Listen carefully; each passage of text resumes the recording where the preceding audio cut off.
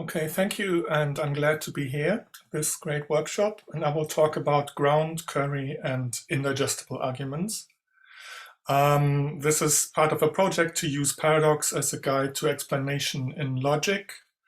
And the conundrum is that there are certain mild instances of Curry's paradox that don't seem to fit our standard notion of paradox. And we'll try to dissolve this conundrum with the help of metaphysical grounding. And so I want to actually save this idea that paradoxes are indigestible arguments and learn something about explanation and logic on the way. So there are actually two questions, a specific one, what goes wrong grounding-wise in Curry's paradox, and the other, how is explanation transmitted or not by deductively valid arguments. I've touched on today's topic in some previous work. So I've written about Curry's paradox. That obviously came up in my book on the liar. I've said a thing about Church's paradox that will become clear in a moment. And I already wrote about paradox as a guide to ground. That's the only place where I already mentioned that one could explicate the main idea in terms of grounding, but I didn't do it properly. And so that's what I want to do today to make this idea that in these mild Curry cases, the premises support the conclusion in the wrong way. I want to make that precise today. A disclaimer is that later half of what I present today is still like in flux. I mean, it's maybe a little bit more than work in progress, but it's also not finished. So I'm grateful for your suggestions and comments, and be kind. And also I can only hope that you like my many culinary metaphors, that you savor them. Okay, so this is an overview.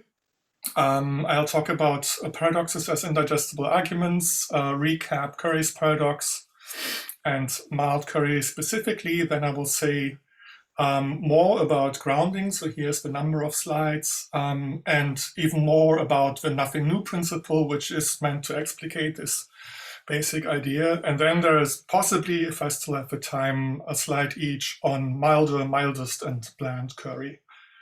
Okay, so those can be dropped actually if I run out of time. Part one is about paradoxes as indigestible arguments. So one or few things uncontroversial among paradoxologists is the notion of paradox. So we think a paradox is an argument that appears to be valid from premises that appear to be true to a conclusion that appears to be unacceptable for some reason. So that there broadly are three ways of solving a paradox. You can try to dispel the appearance of validity by revising logic. You can try to dispel the appearance of truth of the premises by revising some of them. Or you can just try to learn to accept, live with the conclusion, depending on the case in question. But today I don't want to solve, but just to classify paradoxes. So therapy is postponed, it's just about diagnosis. The interesting bit will be the conclusion. So we might rephrase a paradox as an argument that seems to prove an unacceptable conclusion. And here's just a bit of terminology. By an argument, I mean the usual premise conclusion structure, but containing meaningful sentences, either of an ordinary language or a formal language. Whereas an inference in my use today will be something schematic, where only the logical symbols are held fixed. And the word proof I just use for a deductively valid argument with true premises, just to have shorthand for an argument from a valid argument from true premises. So proof need not be formal or mathematical or otherwise special. That's just terminology though. Okay, so in a paradox, we have this definition already. How can the conclusion be unacceptable? So in the core cases, the liar and Russell, we have a contradiction.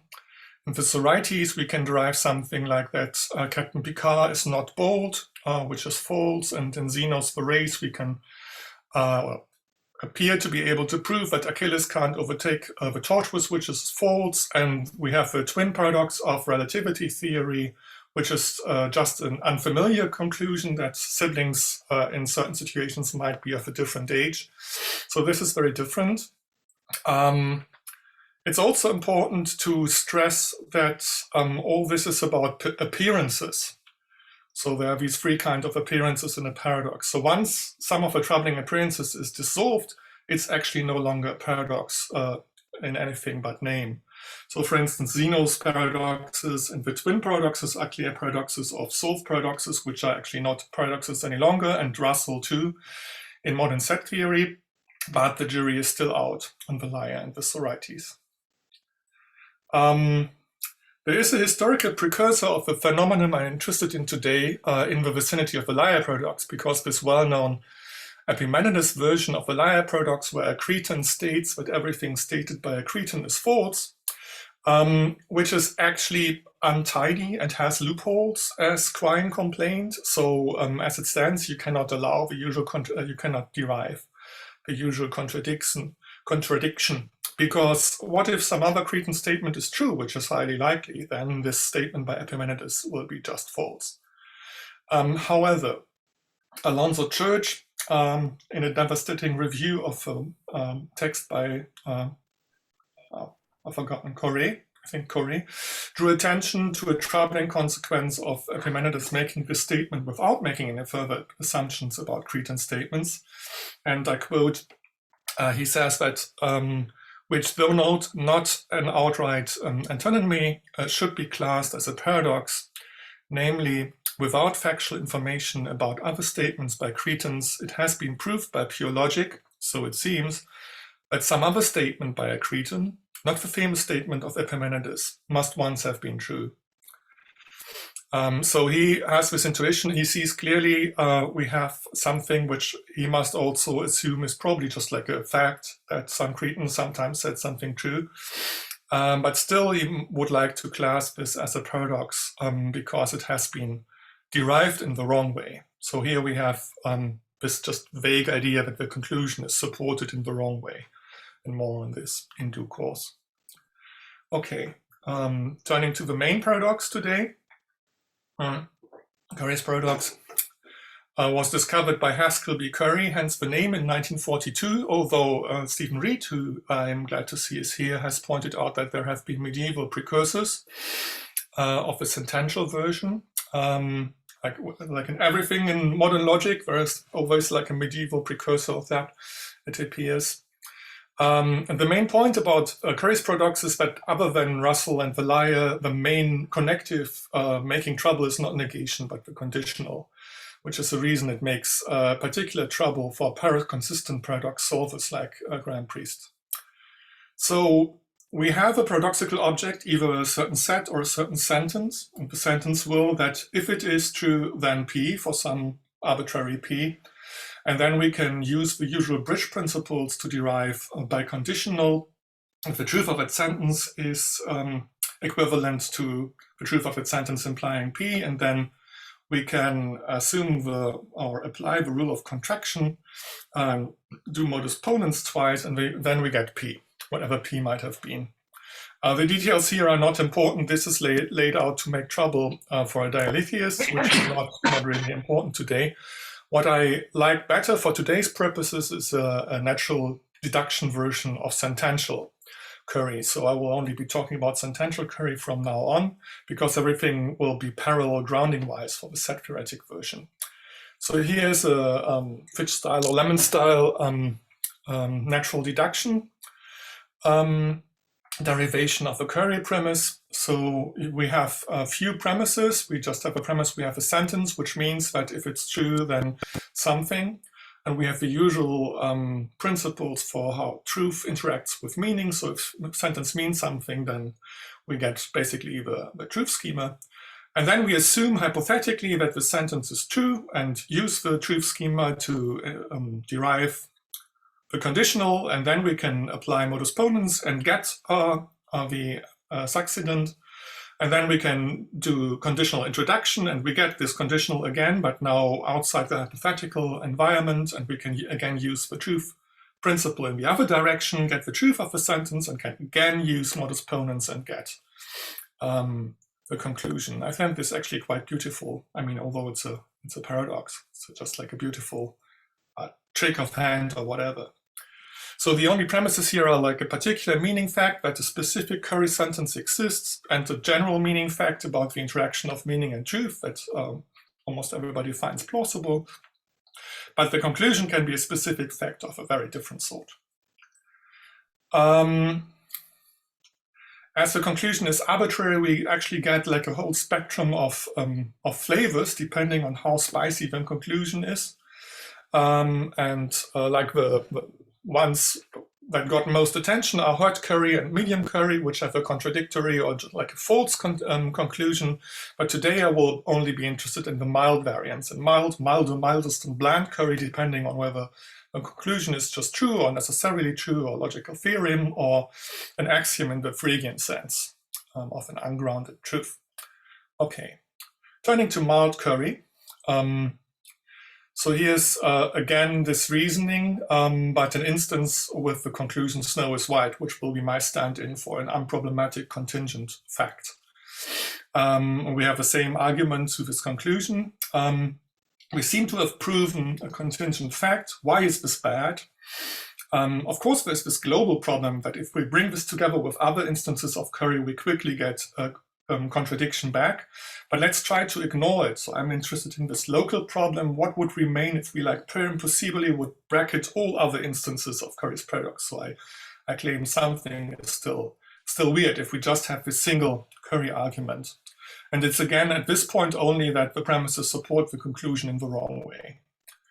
That I can say to explain what I mean by the local problem. Further examples, but I will just be very quick with those, are Gupta puzzles and Asmanian puzzles, which the logicians among you will all know from like parties, I guess. So I have lists of sentences, and if you think about them, one of them must be true.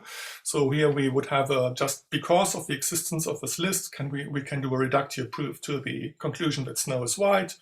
Here is also a configuration which has only one consistent valuation, and in these Asmanian puzzles of knaves and knights, we have similar cases.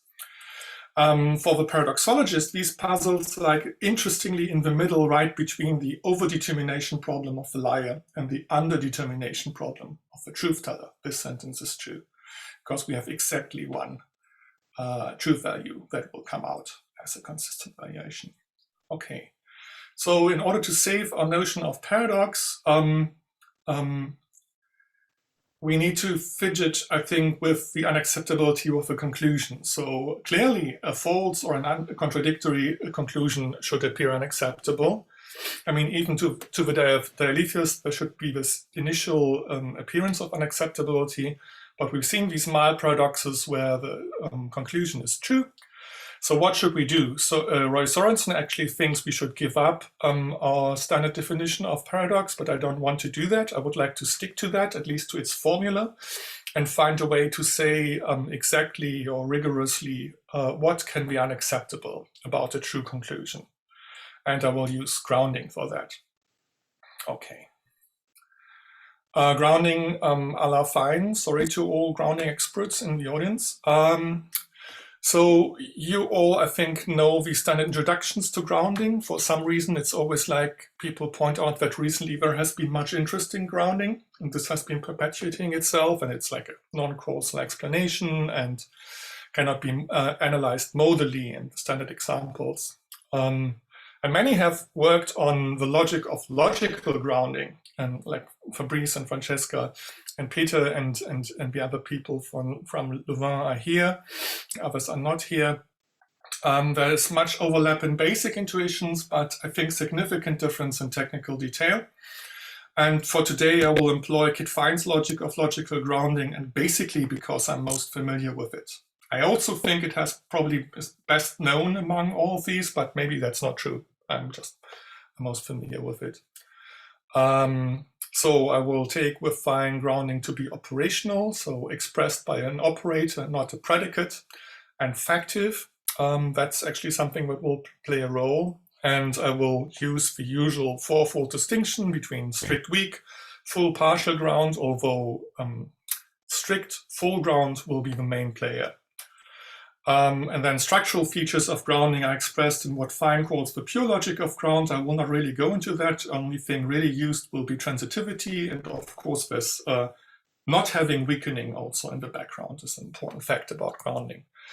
Center stage for today is the interaction of grounding with the logical connectives. So here are rules as Fine gives them, but I've seen much overlap with other authors. So a conjunction is grounded in the conjuncts together. A disjunction is grounded in one of the disjuncts if it's true.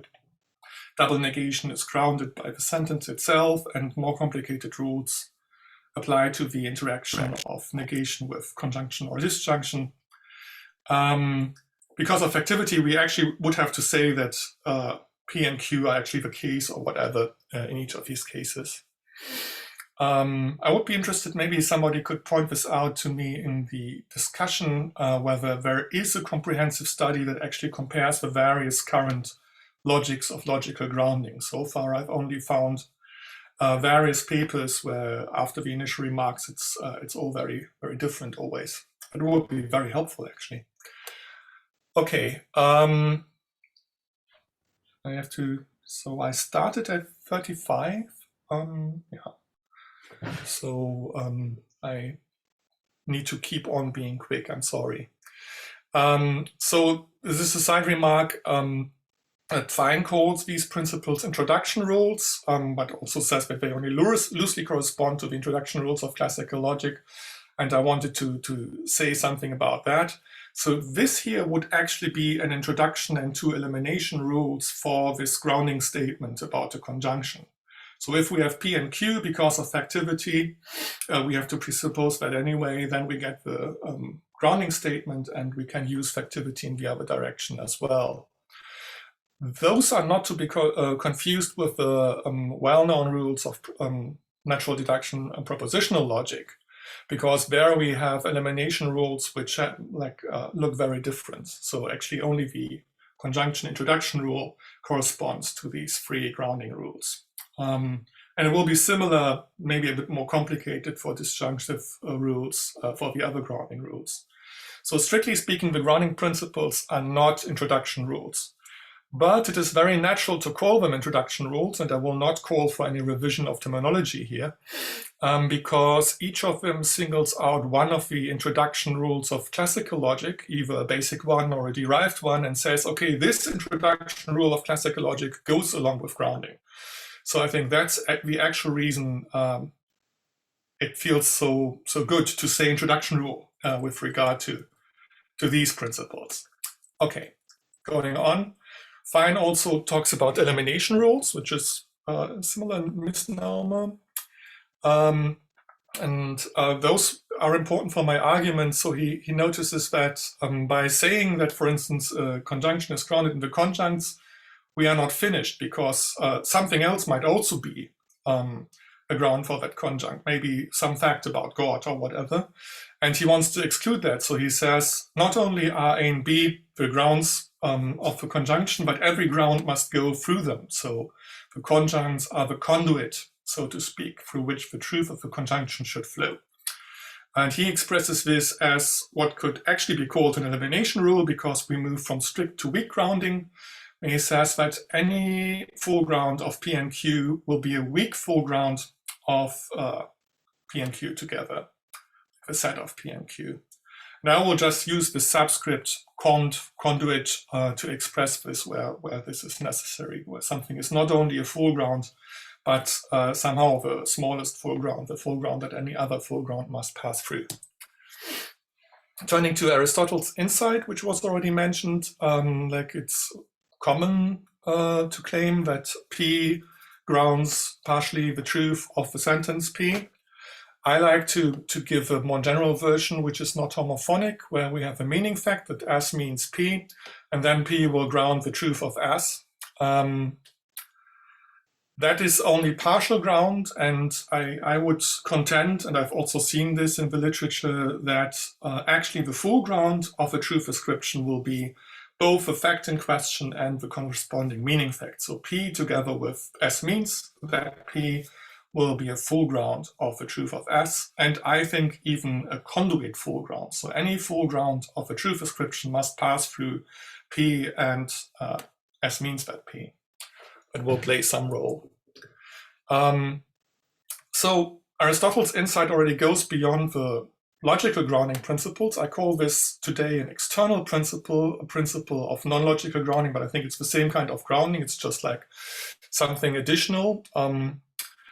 And further external grounding principles that will play a role concern meaning facts, what they are grounded in, and natural facts, empirical facts. So we don't need to be precise about this, but we need to disentangle them from the grounds of certain other facts. So I assume that the meaning fact that S means that P will not share any grounds in general with the embedded fact that P. So for instance, the fact that snow is white, the sentence means that snow is white, will not be grounded in anything about snow, but snow is white itself will be grounded in some fact about snow or about water or whatever. Because the meaning fact is independent of what the sentence in question talks about in general. And here, that's actually what I already said. I assume there is some physical fact that grounds that snow is white. Something about water and maybe about light and frozen water and so on. It's not important what exactly it is. Okay, those are the things about grounding. And now I come to my main task, which is to isolate the grounding feature that fails for mild curry, but is shared by all non-paradoxical arguments. So I will list very quickly some failed attempts of mine. I'm sorry. I hope it has some heuristic value. Maybe it's just me documenting my past blunders. So first, like in some careless remark, I actually assume that the premises are just the grounds of the conclusion, and that's obviously false. I mean, why would we need a logic of logical grounding? If that was the case, then grounding and consequence would just be the same. I mean, this is not the case for the classical proof from not P to P, for instance.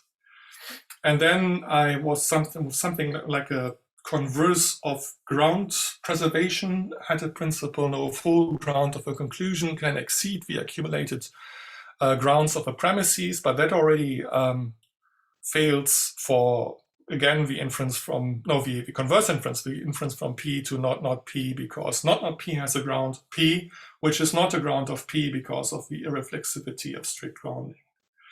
And there was another thing on the way, but let me just turn to what I have settled on. So the intuition is there's nothing new in logic. That's actually the reason for surprising myself quoting the Bible in a logic talk. There are no explanatory miracles in a proof, in a classical proof. And I say this intuition can be explicated by the following principle, which I call the nothing new principle. So slowly now. If firstly the premises gamma logically entail the conclusion C, classical logic, and secondly the premises gamma are all true, and thirdly the conclusion is grounded, then there is some foreground of the conclusion that does not exceed the grounding closure of the premises. Grounding closure of the premises are the premises together with all their grounds, or maybe we could say the premises and all ground theoretic equivalents of them and all full grounds of them. So we could also phrase this in terms of weak ground, where the grounding closure of X, a list of sentences, is the union of all weak grounds of X. So there is some ground, in a good argument, there is some ground of the conclusion, some full ground of the conclusion, which does not exceed this ground theoretic closure of the premises. And this will become more clear on the next couple of slides because I will apply it to various cases. Okay, and in terms of proofs as valid arguments from true premises, the shorter version is in a proof of the grounded conclusion, some full ground of the conclusion does not exceed the grounding closure of the premises. And this is also like at the center of the work where I said it's still in flux. So it's entirely possible that somebody here comes up with a counterexample of some valid argument where this does not work. But so far, I'm pretty convinced that this is the right observation. So going on. First about the status. So if you look at a principle like that and you're familiar with current work in philosophical logic, it might look like an attempt at defining a new relation of logical consequence, ground theoretic consequence or whatever, that has some advantages over classical consequence. For instance, the older projects of relevance logic, or current projects like, for instance, Benjamin Schneider's web consequence, or there's also like work by Fabrice Correa or whatever. But my project is not at all logical revision today.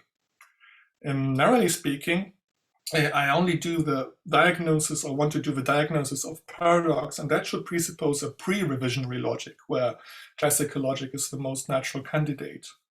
And more broadly speaking, what I aim to do is to elucidate the flow of explanation in our old logic, classical logic, or maybe some other old logic, rather than give a new logic for like the super good flow of explanation. So that's important. I mean, if you imagine this is classical logic, then the nothing new principle is not meant to single out the good part of classical logic, but to apply to all of classical logic, but then give us a boundary where the paradoxes are seen to be bad because nothing new doesn't work for them. So my task in the next slides is to show these three things: that the nothing new principle plausibly holds for classical inferences that are proofs, and for other particular proofs that we would like to endorse as convincing, but fails for the apparent mild Curry proof. Okay. Francesco, until when can I speak? Till 20 past or 25? Or? Technically 20 past, but yeah, 25. Okay, I will aim for 20 past. I might make that. Okay, so that's the status. And now checking the principle against various classical inferences. So first of all, the law of identity. So this is fine, obviously. And then some of the rules, introduction rules for grounding, or the corresponding classical inferences are also fine. So for instance, we know for conjunction introduction that any full ground of the conclusion must be going through the ground P, Q, which is the premises. So any full ground of the conclusion will be in the ground theoretic closure of the premises. And similarly for the others. Then there are these like disjunctive rules of classical logic, and disjunctive not in the sense that they involve disjunction, but in the sense that different things might happen, and which has the consequence that the conclusion can be grounded in different ways. So consider the disjunction introduction on the left, where we move from Q to P or Q. So by the grounding rule for disjunction, we have both that P is a foreground of the conclusion and that Q is a foreground of the conclusion. But Q will in generally, of course, not be a ground of P, so that will exceed the grounding closure of the premises. But the good thing is that you have this other ground of the conclusion, namely P, which is, of course, in the ground enclosure of P, which here is the sole premise in question. And consider the converse directions where we don't have grounding going along with our classical inference. So here we can look at not P entails P. So if we have any full ground of P, we know by the grounding rule and transitivity that this will be in the ground enclosure of the premises, which is here just not P. So the nothing new principle holds for any proof of a form not P entails P, in contrast to my first three attempts. And similarly for negation, conjunction elimination, and so on. Ex falso, one might think, might make extra trouble, because obviously we have a conclusion which in general will have different grounds from any of the two contradictory premises. This is like truly irrelevant, but it's not a proof, so it's not required the nothing new principle is not required to hold for this. It's not a proof because we can, we're working in classical logic, so we can make the additional metaphysical assumption that reality is consistent. Otherwise, anything would be true. It's just like a really acceptable assumption in a classical setting, but it is not a logical but a metaphysical assumption, as Graham Priest likes to point out. So we reject dialetheism at least as long as we're diagnosing paradox. We might still adopt it in the therapy of paradox. So now the consistency of reality entails that there is no proof of the form P and not P entails Q. And so if Q does not provide a counterexample to the nothing new principle. Now I turn to a particular proof where not only logical grounds, but additional assumptions about grounding play a role. And this is like interesting as a contrast to the Curry argument, because we have three premises which might strike us as semantic facts in an impeccable proof. So we have a meaning fact, like a particular meaning fact, and the usual bridge principle, which is also about meaning and truth. And then we have a single truth ascription, which you might also think is a semantic fact. And the conclusion is a physical fact. So you might say, well, it happens even in good arguments that we derive something physical from something semantic. So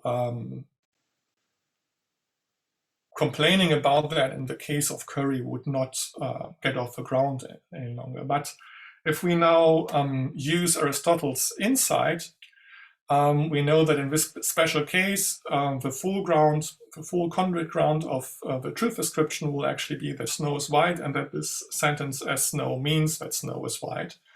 So we have an additional grounding fact we can use, and if we use this and transitivity and P1, which we can use because we are dealing with a proof where the premises are true, and we know that every full ground of the conclusion that snow is white will actually be a partial ground of one of the premises that the sentence as snow is true. So we have not this bad case where some full ground of the conclusion exceeds the ground enclosure of the premises. In other words, the nothing new principle holds despite the apparent topic change from semantic to natural facts. And now finally, turning to the grounding analysis of the Curry proof that snow is white. It's actually very similar to this argument. We just have dropped this third premise, and we obviously are dealing with a different sentence. The Curry sentence doesn't only say that snow is white, but it says that if it is true, then snow is white. So we have a self-referential sentence. But otherwise, we have, again, a meaning fact about a particular sentence and the usual bridge principle, and then we do some logic, and we have the conclusion that snow is white. And now for the grounding analysis, so we have stipulated that there is this specific, we don't know which, physical fact about water that grounds fully that snow is white. And clearly this is not among the grounds of either of the two premises. So depending on your theory of meaning, those might ultimately be grounded in some physical facts, but those physical facts would be about competent speakers or whatever, on their dispositions, and not about the optical properties of frozen water. So we can be sure enough that this no ground of the conclusion that snow is white is among the premises or their grounds. So other than in the contrasting proof, we have not only some, but every full ground of the conclusion that must exceed the ground enclosure of the premises. So mild Curry is in fact in conflict with the nothing new principle, and this is as it should be.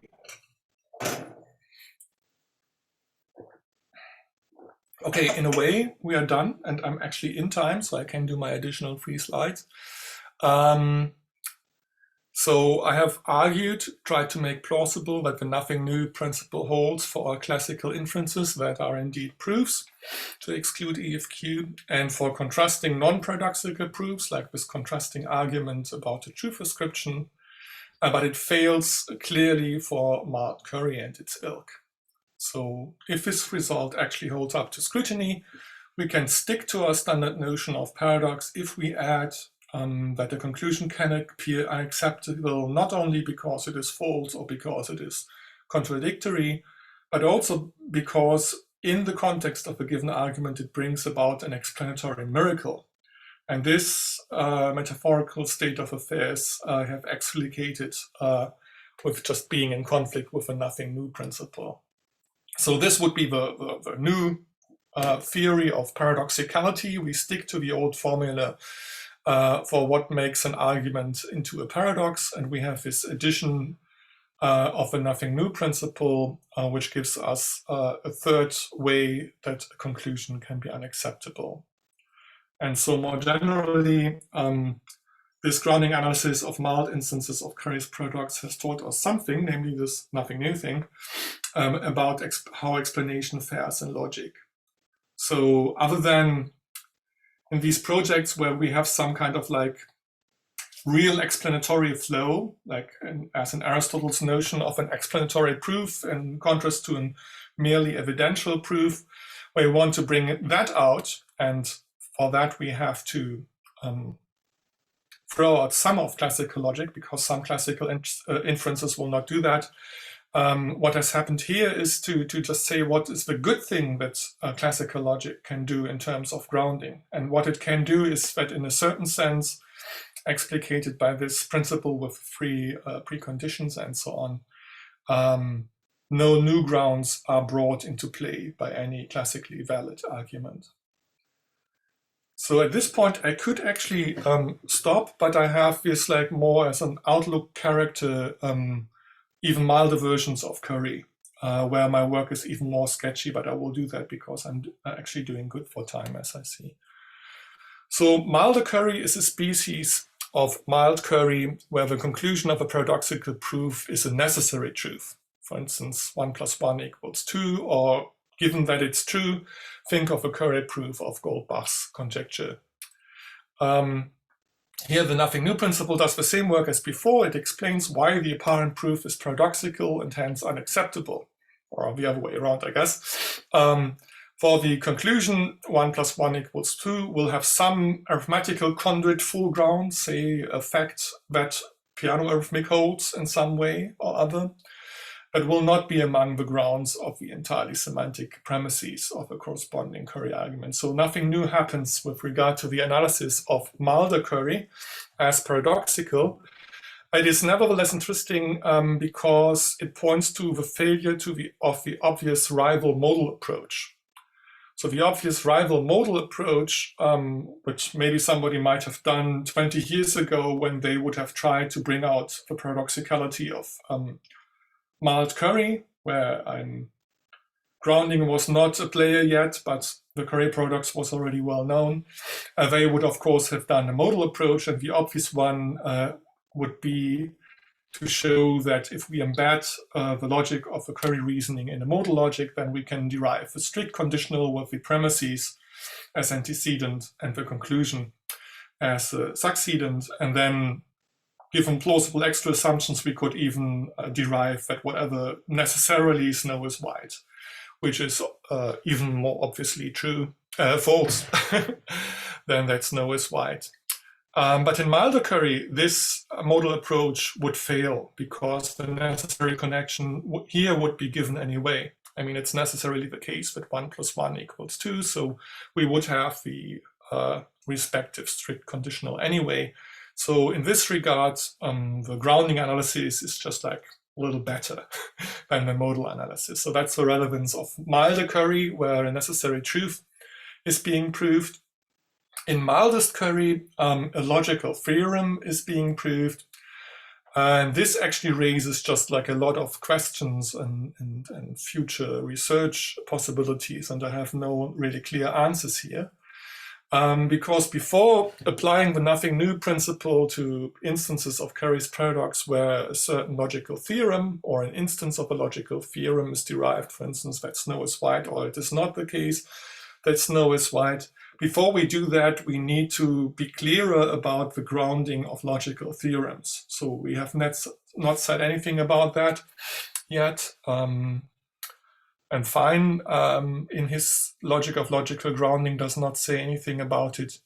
But I would contend that something needs to be added to do justice to them. So if we have a disjunction, which is actually in the LEM form, like the disjunction Q or not Q, we want to have, in addition to the possible ground Q or not Q, we might want to have some ground which captures that this is actually true no matter what the contingent facts might be. And then there are like different ways you could go. This is actually something which I see in harmony with like the previous talk and the talk I heard Peter Verde give on Friday, which was on a similar topic where also like zero grounding came into play. And depending on whether we are interested only in classical logic or we want to vary the spectrum of logics, we might even go for other options where certain theorems are grounded in certain connectives, or even more specifically, certain theorems are grounded in certain inference rules. I have not done anything of this yet, but I think just intuitively, it is something that would need to be added to a logic of logical ground, like the one given by Fine or Correa or whatever. And depending on which option we choose, which of course calls for much deliberation, there will be different consequences for what I call mildest curry. On some of them, it will no longer be paradoxical. I mean, if the law of excluded middle is zero grounded, then there is a ground of the conclusion, the zero fact, which does not exceed the grounding closure of the premises, because it's like trivially included. And things might be more complicated with these other options, and that might actually be interesting, because think of embedding the Curry argument in intuitionistic logic, for instance, and then using it to derive the law of excluded middle. So something goes obviously wrong there. And it would, of course, no longer be deriving a logical theorem. But considering this case of deriving LEM in intuitionistic logic, where the Curry argument would still go through, could motivate option 2, where we want to ground logical theorems in certain inference rules. And then it would actually come out as a paradox in that setting, which I find nice. But obviously, there's just like much future work to be done here. And final slide, bland Curry is an instance of Curry's paradox where we derive a truth that is ungrounded. So Fine has this distinction between zero grounded and ungrounded, and this is, I don't know whether it really does justice to the Phrygian notion of axiom. I've just dubbed it a Phrygian axiom because it must be true and must be fundamental in a certain way. So unlike a Hilbertian axiom, which is just like any formal sentence which you might use for an axiomatic system, a Phrygian axiom is just like an old style axiom where truth and fundamentality are already implied. And let's just bracket epistemological questions of self-evidence or whatever. Examples are, of course, tricky. I mean, I myself would not be convinced by God is great, but there might, just to have this notion, there might be some example of a Phrygian axiom. It would be an ungrounded truth. And here, my proposal today would entail it's no longer paradoxical because the nothing new principle just does not apply to a conclusion that has no grounds. I think it's all right because if a statement is truly a Phrygian axiom, if you go for something like that, then it is kind of like absolutely self-sufficient grounding-wise. So you can add something without that being paradoxical. I mean, you would immediately see that, as in a case of weakening, adding the Curry argument does nothing. I mean, I don't know. This is, of course, more into conjecture. And with that, I'm actually finished.